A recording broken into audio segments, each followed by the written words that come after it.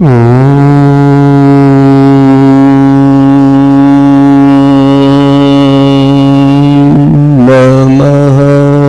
सिद्धेभ्यः।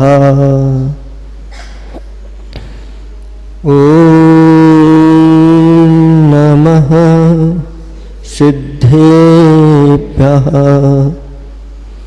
ॐ नमः सिद्धेभ्यः।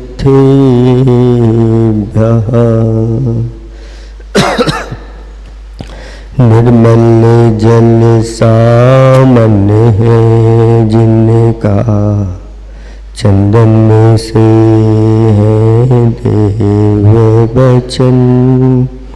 अक्षत सम अक्षत है श्रद्धा, सुमनो सा सुंदर है तन। नैवेद्य चरित जान है दीपक, बस विधि करते धूप दहन। ध्यान सुफल है अर्घ समाधि, मुनिवर तुमको नित्य नमन। अलग पद को पाने गुरुवर, मेरा अर्घ समर्पित है। एक जीवन क्या मुनिवर तुम्हें ऋषिवर तुम्हें समर्पित। देवादिदेव विख्जराट कैवल्य कमलापति आदि ब्रह्मा आदिनाथ भगवान की। देवादिदेव विख्जराट श्री शांतिनाथ भगवान की। देवादिदेव विख्जराट चैतन्य चमत्कारी चिंतामणि पारसनाथ भगवान की। देवादिदेव विख्जराट वर्तमान शासननायक महावीर भगवान की। परम उपकारी परम पूजक स्वाट आचार्य पिवर गुरुवर श्री विद्यासागर जी महाराज की। परम पूजक स्वाट आचार्य श्री नवाचार्य समय सागर जी महाराज की। 3 कम 9 करोड़ मुनिराजों की। परम पूजक स्वाट श्री गुणसागर जी महाराज की। समस्त मुनि संघ की जय। धर्म स्नेही भवात्माओं, कल आपके लिए विवेक की बात बताई थी कि जिसके जीवन में विवेक जागृत हो जाता है वह व्यक्ति हमेशा सावधान रहता है, सतर्क रहता है और बड़ी बड़ी दुर्घटनाओं से बच जाता है।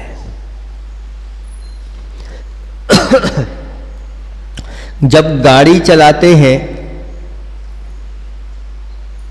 तो कितने सावधान रहते हैं।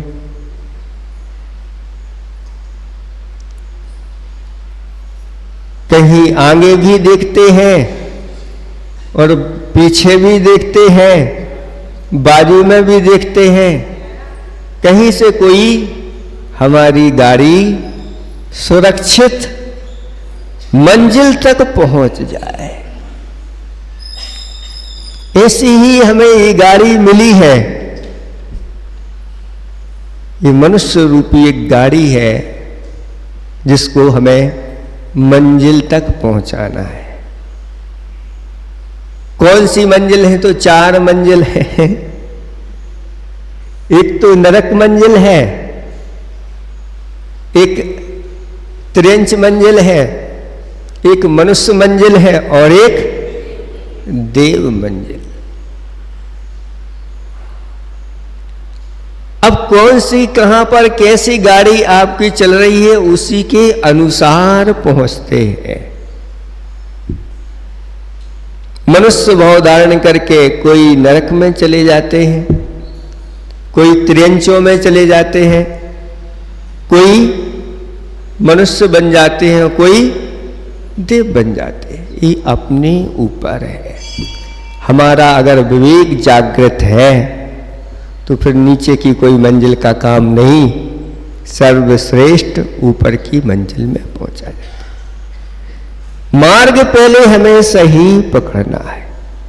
कहते हैं ग्रस्तों की जो गाड़ी चलती है वह 2 पहिए से चलती है। कैसी?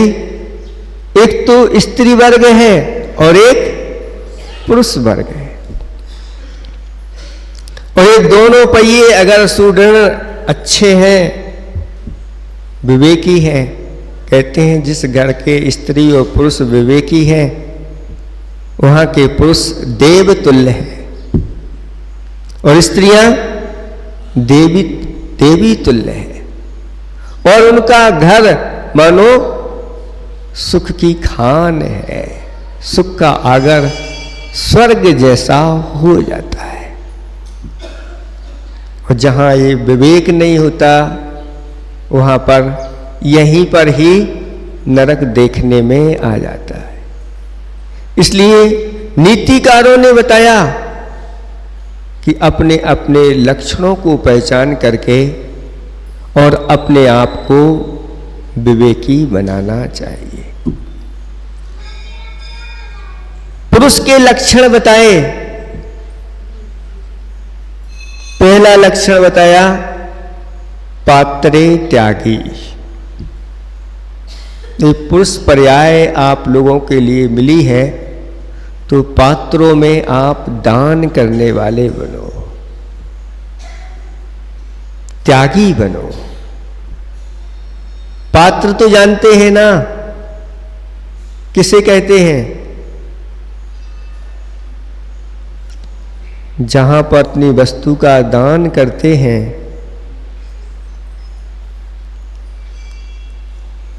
जिसके माध्यम से हमारे पाप कटते हैं, जिसके माध्यम से हमारे जीवन में मंगल आता है, जिसके माध्यम से हमारे लिए स्वर्ग और मोक्ष की इष्ट सुख की प्राप्ति होती है, ऐसे ये पात्र कहलाते हैं। और ऐसे पात्रों में जो हमेशा अपना हिस्सा पात्रों के लिए निकाल करके रखता है।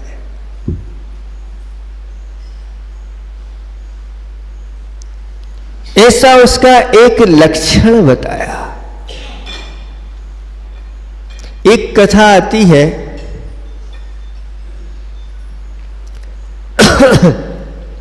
कि दोनों दंपत्ति रहते हैं, एक झोपड़ी में रह रहे हैं, उनके पास कुछ भी नहीं है, दोनों व्रती हैं। चतुर्थ काल में सभी वर्णों में ये व्रत वगैरह चलते थे। वो ब्राह्मण थे और उनका व्रत था, भोग परिमाण का व्रत था। वो कोई व्यापार आदि नहीं करते थे, जो कोई दे गया उससे ही उनका काम चल जाता था। नहीं तो कहीं से भी दाने बीन करके ले आते थे, उससे उनका उस दिन का काम चल जाता था।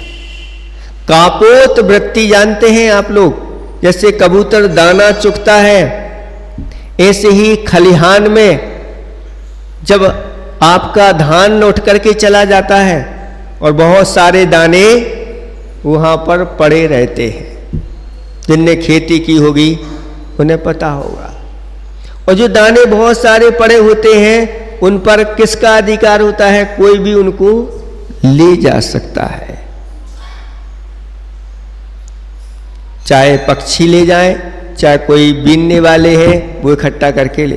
पहले ऐसे गरीब लोग थे वो ऐसे निकल पड़ते थे और बीन बीन करके दाने इकट्ठे कर लेते थे, उनसा उनका काम चलता था। ऐसे ही उन्होंने उन दानों को ला करके शुद्ध करके और पीस करके उसको अच्छी तरह से क्या तैयार किया?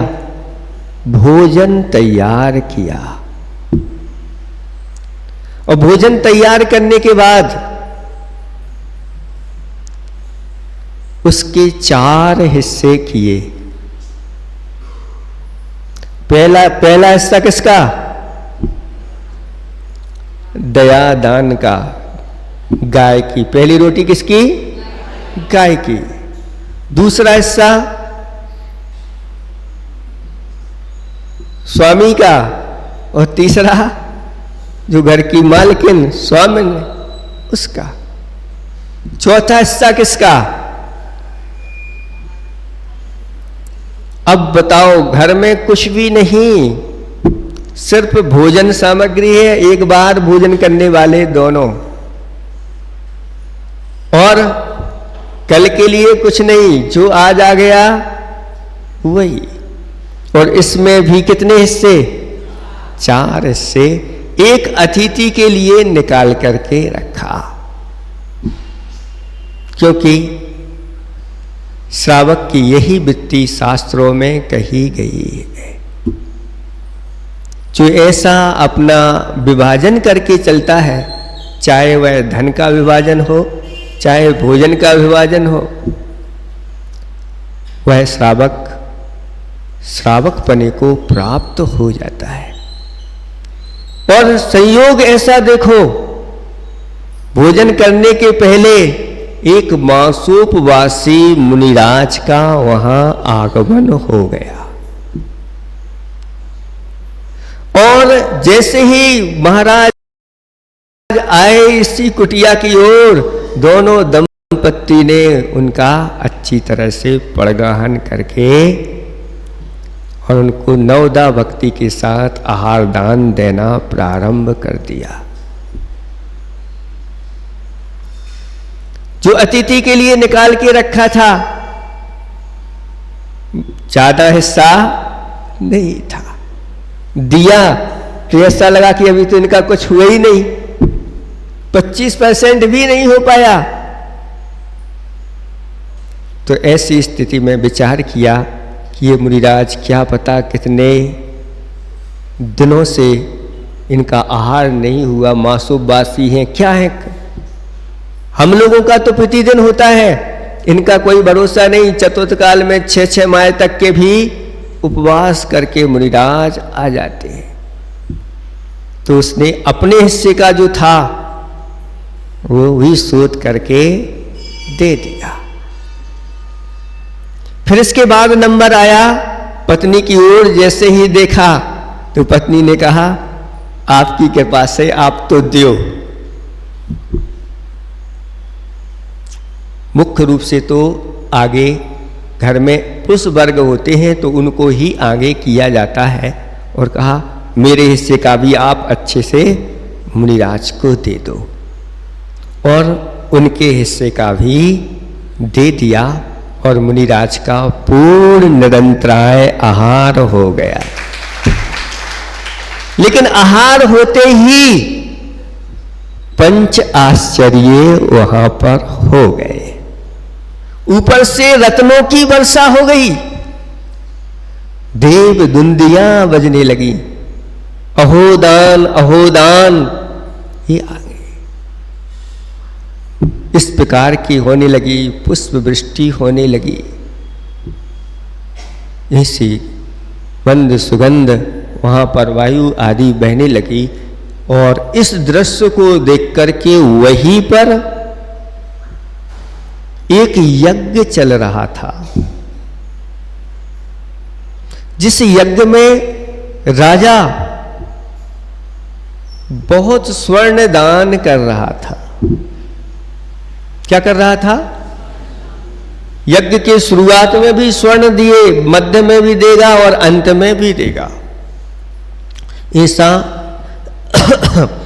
यज्ञ चल रहा था। और जब इस प्रकार से देवों ने आश्चर्य किया, रत्नों की वर्षा कर दी, तो यज्ञ वाले जो कहते हैं ये तो सब इस यज्ञ का ही ये परिणाम है, राजा ने जो यज्ञ करवाया है उसी का ये परिणाम है। और पहुंच गए राजा के पास, राजन आपने जो यज्ञ करवाया है देवों ने रत्नों की वृष्टि कर दी। तो राजा ने कहा कि यज्ञ तो आप लोगों ने किया है, इसलिए तुम ही उन रत्नों को ले लो, हमारे लिए रत्न नहीं चाहिए। और वो जैसे ही यज्ञ करने वाले पंडित लोग थे, उन रत्नों को उठाने के लिए जैसे ही आए और वह सांप बन गए, कोई बिच्छू बन गए, तुरंत छोड़ करके उनको वहीं छोड़ दिया और कहा ये हम लोगों के लिए नहीं, हमारे पुण्य से ये नहीं, ये तो राजन के पुण्य से, राजा के पुण्य से है। तो राजा को सारी घटना सुनाई। राजा ने कहा ऐसी बात है तो चलो मैं चलता हूँ। और जैसे ही राजा ने उठाने का प्रयास किया और वो भी इसी प्रकार से जहरीले जीव जंतु में परिवर्तन हो गया। तब राजा ने समझ लिया कि जे इस यज्ञ का पुण्य, लोगों ने फिर बताया कि मंत्री आदि ने बताया कि राजन ये इस यज्ञ का पुण्य नहीं है, इस छोटी सी कुटिया में रहने वाला यह धर्मात्मा, यह जोड़ा है, इसके पुण्य के माध्यम से इसने ही ऐसा यज्ञ किया है जिस यज्ञ के माध्यम से देवों ने आकर के, क्योंकि इसने अपना सर्वस्व दान कर दिया। दोनों ने विचार किया आज हम उपवास कर लेंगे, कोई बात नहीं, कल तो हमारी व्यवस्था हो ही जाएगी, लेकिन महाराज अगर आज यहाँ पर पारणा करने आए हैं फिर कितने दिनों बाद उठेंगे, कोई भरोसा नहीं। इसलिए कहा कि ये उत्तम पात्र मुनिराज आदि होते हैं और मध्यम पात्र आरिकाएं हैं, ईलक हैं, छुल्लक हैं और जो वृत्ति हैं वो भी पात्र हैं। और इसके अलावा जिनके पास व्रत नहीं है लेकिन सच्ची सम्यक दृष्टि है, सच्चे देव शास्त्र गुरु की भक्ति में लगे रहते हैं, धर्म की प्रभावना में सबसे आगे रहते हैं, जब भी धर्म की बात आए तो झंडा लेकर के खड़े हो जाते हैं।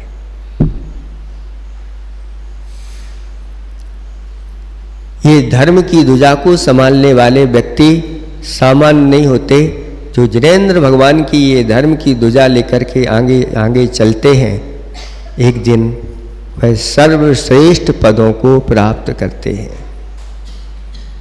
लेकिन नौकरों के ऊपर ही लोग छोड़ने लगे। बड़े बड़े शहरों में किसी को फुर्सत नहीं इस धर्म ध्वजा को संभालने की। जो माली होते हैं, नौकर होते हैं, हाँ 4-5 ध्वजाएं पकड़ा करके चलो आगे और उनको निकाल देते। इस ध्वजा को अगर नौकरों के हाथ सौंपोगे तो आगे धर्म की दशा क्या होगी। इस ध्वजा को तो जो नगर का मुखिया होता है वह बड़े गर्व के साथ पकड़ करके आगे चलता है। नहीं हम तो मुखिया हैं जी, हमारे काम थोड़ी है। देखो सौधर्मेंद्र किस प्रकार से वह सब पूरे पंच कल्याणकों का मनाने का पूरा मुखिया होता है और सब आगे आगे होकर के जब जन्म कल्याणक के लिए भगवान को बालक को ले जाते हैं तब धर्म ध्वजा को पकड़ करके स्वधर्मेंद्र हाथी के ऊपर बैठता है। ये स्थिति है। तो कहा जा रहा है कि जो पुरुष होते हैं वह पात्रे त्यागी एक लक्षण उनका है। इसलिए भव्यात्माओं इसका विभाजन निरंतर करके चलो।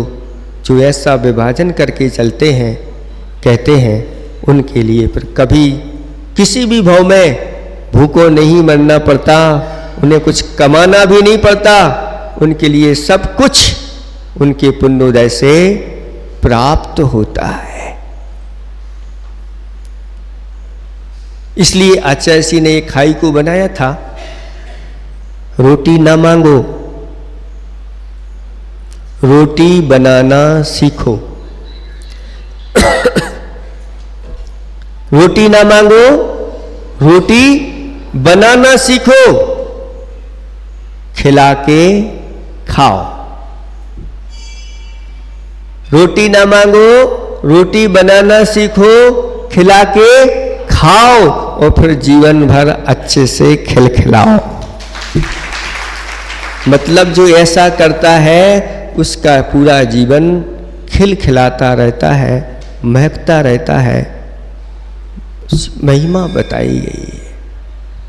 इसलिए ये उदाहरण इनके लिए भी दिया और आप लोगों के लिए भी दिया कि जाकर के रोटी मत मांगो, रोटी दो, होटल में पहुंच गए ये दो वो दो, ये मांगने लगते। नहीं, बनाना सीखो। अपने हाथ से बनाओगे वो शुद्ध भोजन होगा, आपका मन भी पवित्र रहेगा, तन भी पवित्र रहेगा और वचन भी जो निकलेंगे वो भी पवित्र निकलेंगे। लेकिन अगर अपवित्र भोजन आपने जाकर के कर लिया, उससे पूरे के पूरे शरीर के ऊपर, मन के ऊपर, वचनों के ऊपर प्रभाव पड़ता है और ऐसे स्थानों पर भोजन करते हैं तो महापाप बंद के लिए, विशेष आश्रय के लिए ये कारण बन जाते हैं। इसलिए ये कला होनी चाहिए। 72 कलाओं में भी एक कला ये भी है। और जो पुरुष इस कला में माहिर होते हैं, महिलाएं उस कला में माहिर नहीं हो पाती। आप देखो जितने भी बड़े बड़े होटलों में अच्छे से एक से बढ़कर एक व्यंजन बनाते हैं, महिलाएं रहती हैं क्या? हैं बनाने वाले अच्छे अच्छे मिठिया कहते हैं, यहाँ का मंगवाओ वहाँ का मंगवाओ। ये रसोईया स्त्रियां नहीं होती। चक्रवर्ती के कितने रसोईया होते हैं? रसोईया है, रसोईयन नहीं। रसोईया एक दिन का एक रसोईया होता है, मतलब इस कला में निपुण पुरुष होता है। लेकिन ये पुरुष प्रमादी है, ये करना नहीं चाहते, कुछ सीखना नहीं चाहते, बस पौधे ना रोपे और छाया चाहते, निकम्मे से हो। पौधे लगाए नहीं और छाया चाहते हो तो फिर कैसे हो? सिद्ध परमेष्टि जैसे हो।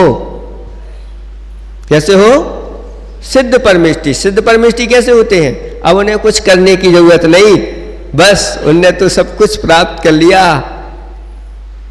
आनंद अपने में लीन रहते हैं, कृतकृत। ऐसे ही आप लोग भी कृतकृत हो गए, कुछ करना ना पड़े और सब कुछ हाथ पर रखा हुआ मिल जाए।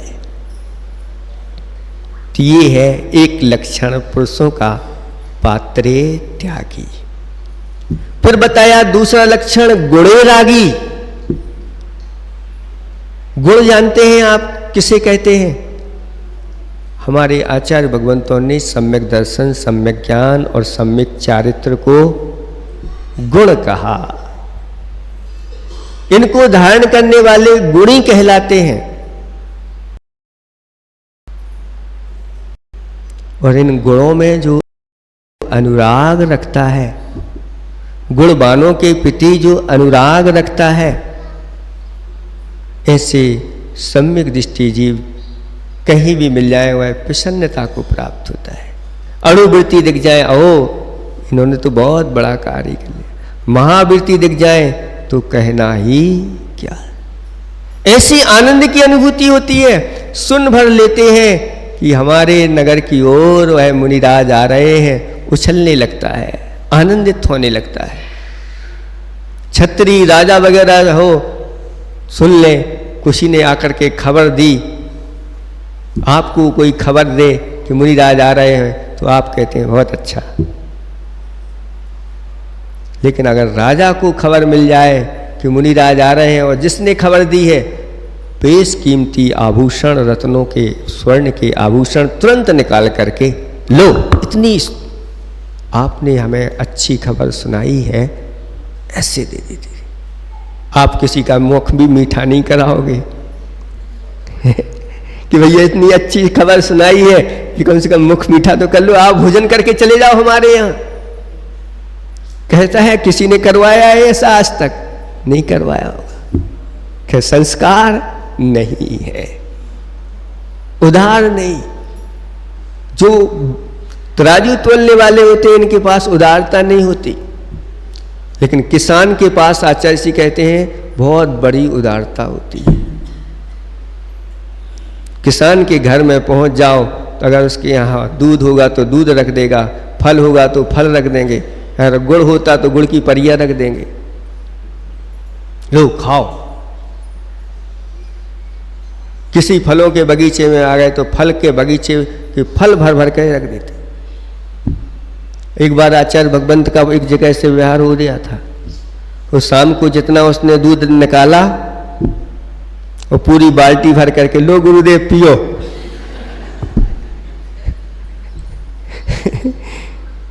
तो गुरु जी ने कहा भैया ये हम नहीं पीते, लेकिन जो ये बिहार करवा रहे हैं जो पीने योग्य हम तो एक ही बार अपनी विधि के अनुसार लेते हैं। ऐसे ऐसे भर भर करके रख जाते हैं, उनमें उदारता होती है। उनसे भी ज्यादा उदारता क्षत्रिय लोगों में होती है। तो पात्र त्यागी गुणे रागी, भोगे परिजन ही सह, वह अपने परिवार के साथ मिलकर के रहने वाला होता है। एक लक्षण है जो अपने परिवार के साथ घुल मिल करके रहता है, वह व्यक्ति पुण्यवान माना जाता है, यशवान माना जाता है और प्रसिद्धि रहती है। देखो इनका कितना बड़ा कुल है। कई लोग तो उसका नाम बड़कुल भी रख देते हैं। बड़कुल कैसे हुआ? इनके बड़ा कुल है इसलिए बड़कुल बड़कुल करने लगे। लेकिन आज की स्थिति कैसी संकीर्ण होती चली जा रही है, आप विचार कर लो। कोई नहीं चाहता बड़ा कुल है। बच्चियां हैं, इनका विवाह कहां करें?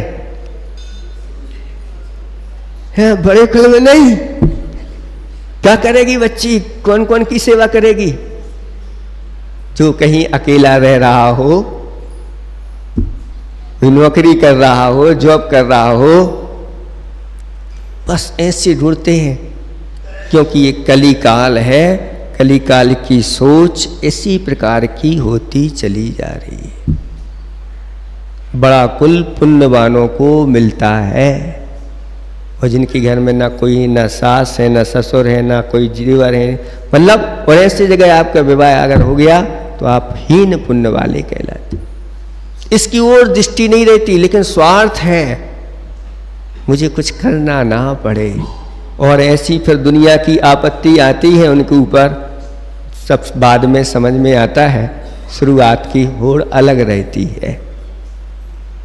कहते हैं ना, किसी ने कहा कि शादी के पहले तो वह हीरो नंबर 1 रहता है, और जब शादी हो जाती है तो कहते हैं कुली नंबर 1।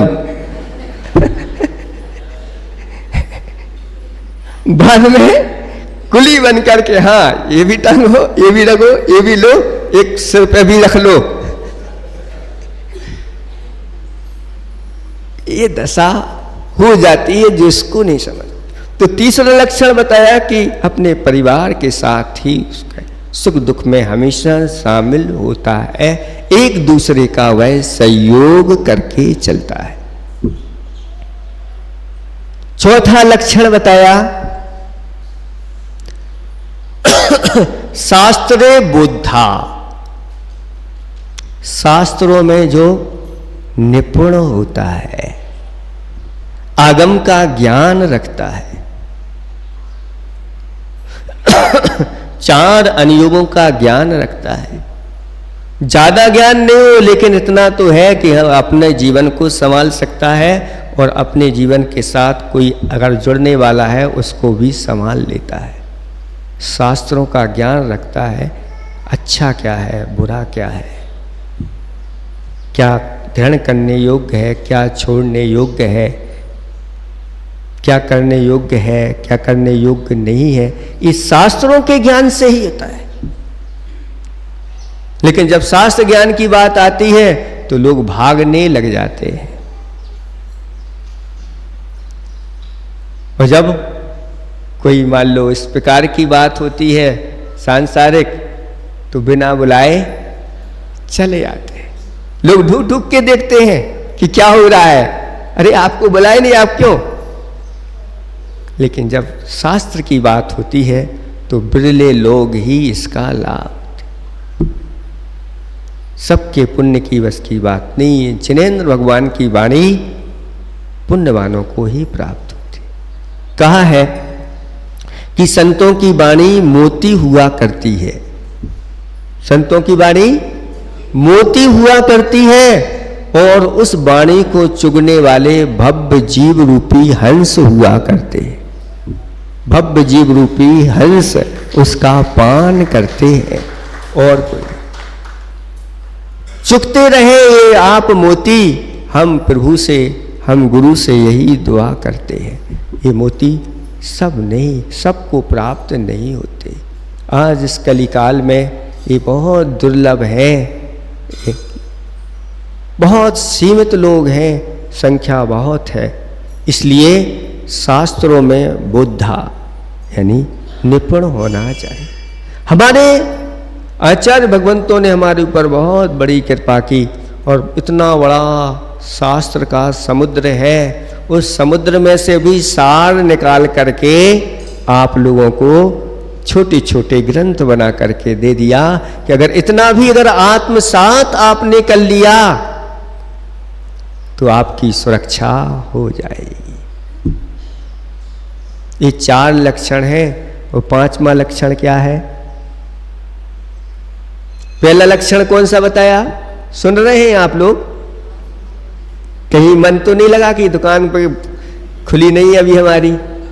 जो खोलने वाले हैं वे तो खोल के बैठ ही गए होंगे, अब चिंता नहीं करो। पहला लक्षण क्या है? पहला लक्षण बताया पात्रे त्यागी, पात्रों में अपना वस्तु का त्याग करने वाला। दूसरा लक्षण क्या बताया? गुणे रागी, गुणवानों में या गुणों में जो अनुराग रखने वाला। तीसरा लक्षण बताया अपने परिवार जन के साथ सुख दुख में शामिल रहने वाला। चौथा लक्षण क्या बताया? शास्त्रे बुद्धा, शास्त्रों का ज्ञाता होता है। तो 5वां लक्षण क्या है? रणेय योद्धा, यानी रण में जो योद्धा होता है, कायर नहीं होता, अपनी रक्षा करना जानता है, अपने परिवार की रक्षा करना जानता है, अपने नगर की रक्षा करना जानता है, अपने राष्ट्र की रक्षा करना जानता है, अपने धर्म की रक्षा करना जानता है। ऐसे 5 लक्षणों से युक्त पुरुषः 5 लक्षणाः, ये पुरुष के 5 लक्षण हैं। आप अपने अपने लक्षणों को देखिए, क्या हमारे अंदर ये लक्षण हैं कि नहीं? नहीं है तो इन लक्षण को प्राप्त करने के लिए अब पुरुषार्थ आप कर दीजिए। कल से आपकी क्लास प्रारंभ होने जा रही है। तो एक पहिया मजबूत हो जाए तो दूसरा पहिया, ये लोग भी सोच रहे होंगे कि हमारे भी लक्षण बता दो महाराज। तो आप लोगों के भी 5 लक्षण बताए हैं, कहो तो बता दें, जल्दी तो नहीं है, हैं? बता दें। पहला लक्षण है अनुकूला, जो स्त्रियां अनुकूल चलती हैं। किसके अनुकूल? अपने कुल के अनुकूल चलती हैं, कुल का उल्लंघन नहीं करती, अपने देव शास्त्र गुरु के अनुकूल चलती है, अपने से जो बड़े जन हैं उनके अनुकूल चलती है। अपने स्वामी के अनुकूल चलने वाली जो स्त्रियां होती हैं उनको अनुकूला कहा। एक लक्षण है, ये लक्षण अपने अंदर होना चाहिए। दूसरा लक्षण क्या है? सदा तुष्टा, जो हमेशा संतोष धारण करती है।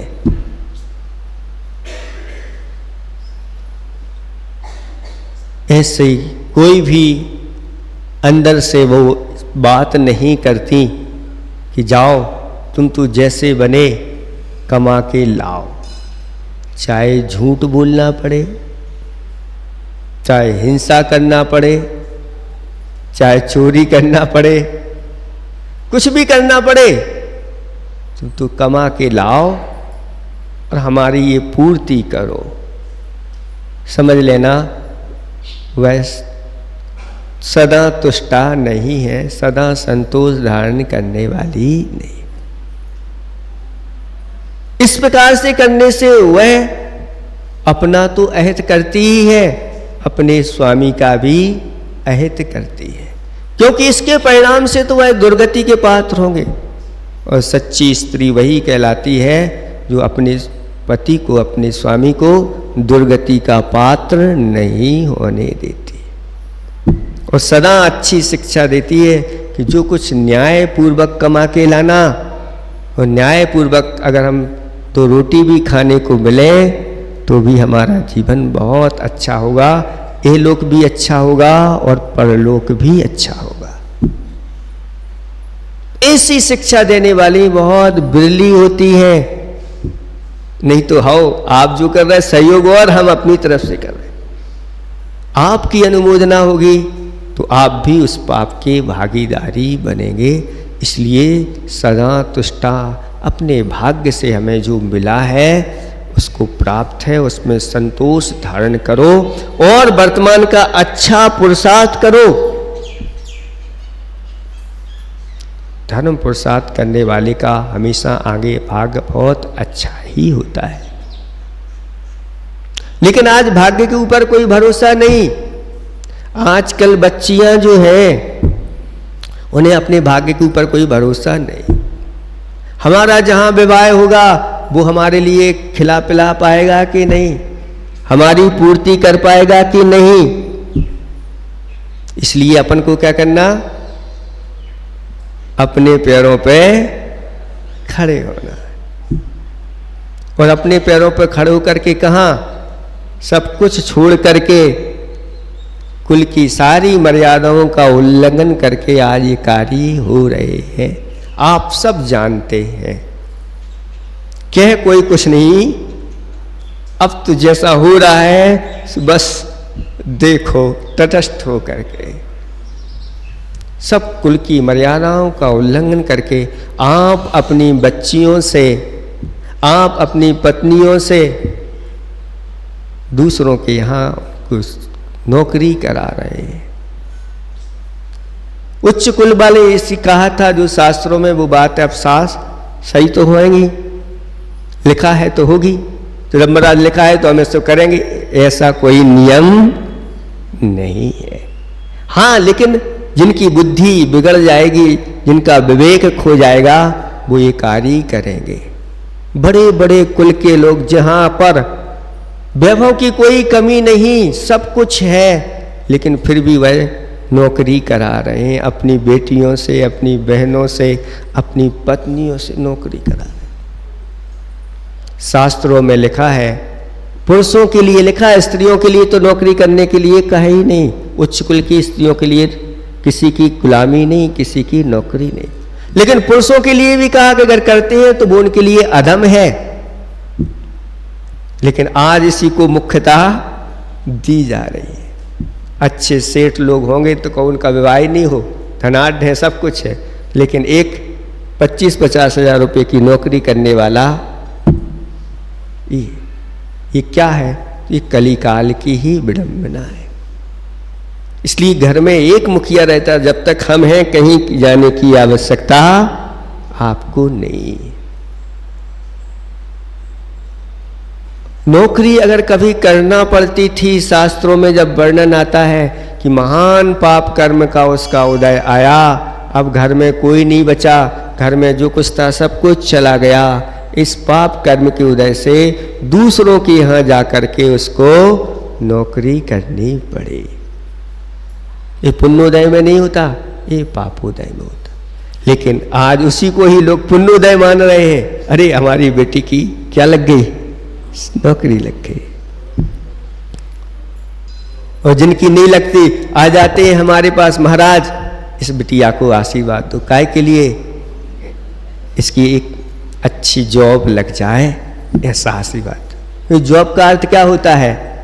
ये नौकरी। तो हम इसको आशीर्वाद दिया, यह तुम्हारी बिटिया अच्छी नौकरानी बने। हंस रहे हैं आप लोग।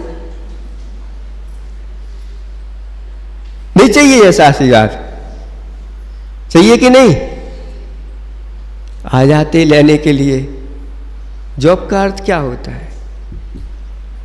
इसलिए हमारे यहां ऐसा कहा गया है कि नहीं, आप राजरानी बनो, महारानी बनो, सेठानी बनो, बहुरानी बनो, सील रानी बनो, लेकिन नौकरानी नहीं बनना। तो एक दूसरा लक्षण है, क्या बताया दूसरा लक्षण?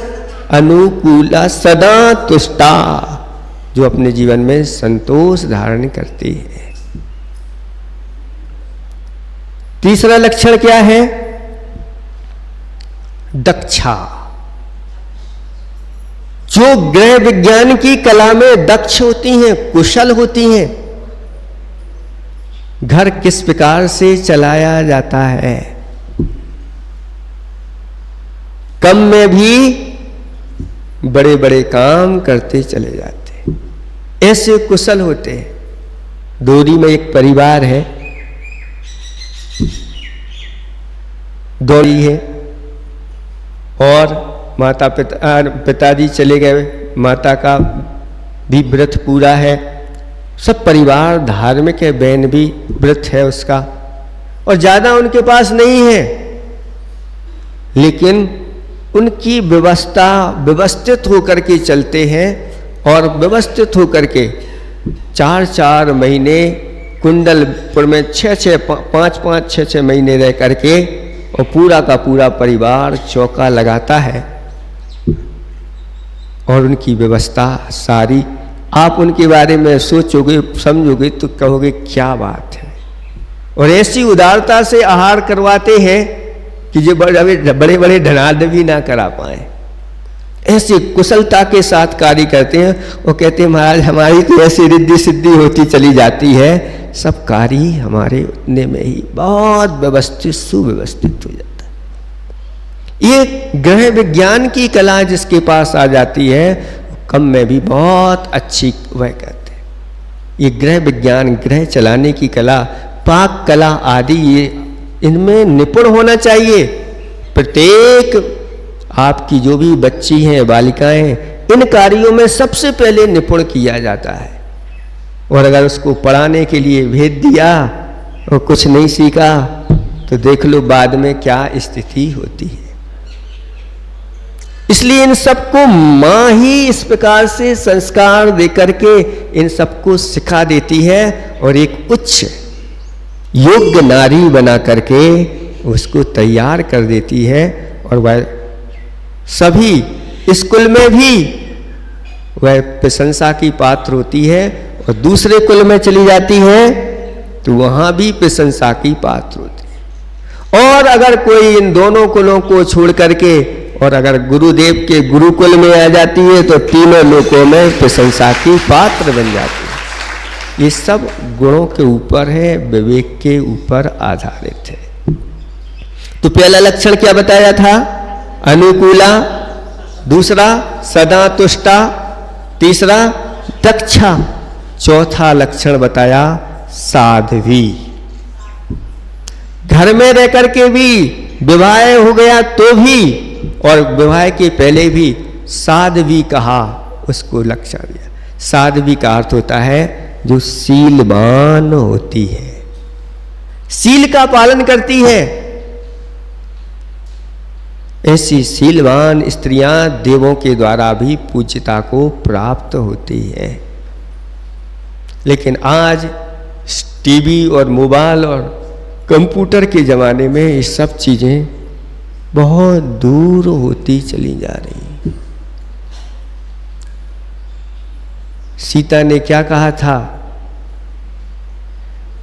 कि मैंने स्वप्न में भी अगर किसी पर पुरुष का स्मरण किया हो राग पूर्वक तो अग्नि मुझे जला देना। और अग्नि में नमोकार मंत्र पढ़ती हुई प्रवेश कर गई। अग्नि जल बन करके शांत हो गई और चारों तरफ से देवों ने भी आकर के पुष्प वृष्टि कर दी। ये महिमा है। तो चौथा लक्षण कौन हो गया? साध्वी। पांचवा लक्षण कहा विचक्षणा। कौन सा है? विचक्षणा का अर्थ होता है विदुषी हो। विदुषी कब होगी?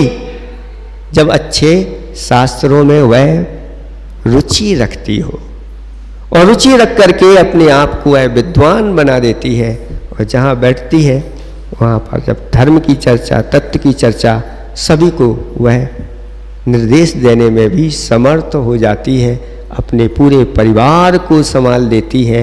ऐसे 5 लक्षणों से युक्त वह स्त्री नहीं, उसके लिए कहा साक्षात श्री है। साक्षात श्री का अर्थ वह लक्ष्मी का रूप है। और ऐसे इन 5 लक्षणों से युक्त पुरुष है और 5 लक्षणों से स्त्रियां हैं। ये अगर दोनों हैं तो ये विवेकी हैं। और ये विवेक के युक्त अगर दोनों पहिए हैं ग्रस्त रूपी गाड़ी के, तो यह गाड़ी बहुत अच्छी चलती है और आगे जाके स्वर्ग में जाकर के वह गाड़ी अपनी पहुंच जाती है। वहाँ सुखपूर्वक रहते हैं और आगे जाकर के मोक्ष को भी प्राप्त करती है एक गाड़ी। तो अपनी गाड़ी को ऐसे ही मजबूत आप लोगों को बनाना है। इसलिए अब तैयार हो जाओ मन बना करके। एक छोटा सा लघु ग्रंथ, बहुत चोटी का ग्रंथ आप लोगों को कल से प्रारंभ होने वाला है। 6 ढाला ग्रंथ। आप सब लोगों के पास पुस्तक तो होंगी, सब अपनी अपनी पुस्तकें लाएंगे। जिनके पास नहीं होंगी उनकी व्यवस्था कर दी जाएगी। लेकिन अपने पास जिनके पास है वो तो लेकर के आना। आज इतना ही आपका समय हो गया। ये विवेक आपके जीवन में जागृत हो। इन्हीं भावना के साथ अहिंसा पर एक सूचना है जिन्होंने, हाँ सुनो एक बात रह गई है।